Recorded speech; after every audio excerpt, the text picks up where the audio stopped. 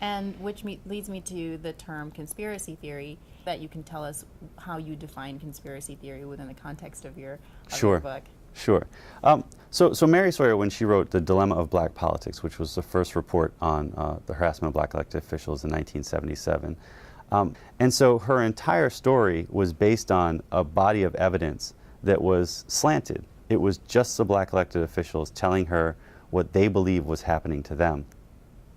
What she ended up doing is sort of building in the idea that there is a coordinated effort on the part of all these different government agencies, whether it be the Milwaukee Police Department, the Baltimore U.S. Attorney, or the FBI. Vertical and horizontal. Yes. Nationwide. And these folks are out to get black elected officials. And I argue that, you know, she's looking at all these disparate actions, which do show a pattern of something.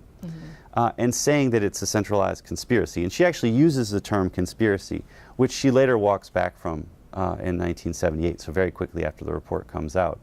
The reason I argue that she uses the term, and why many people use the term during the time, was because the idea of conspiracy was extremely popular in the mid to late 1970s. Everyone was talking about a conspiracy. There were congressional investigations on whether or not the King assassination and the Kennedy assassination were conspiracies. It was just, it was a time in which so many bad things were happening to so many prominent people that large numbers of Americans began to believe that conspiracies were everywhere. And she picked up on that language in her interviews with black elected officials, began to use it herself.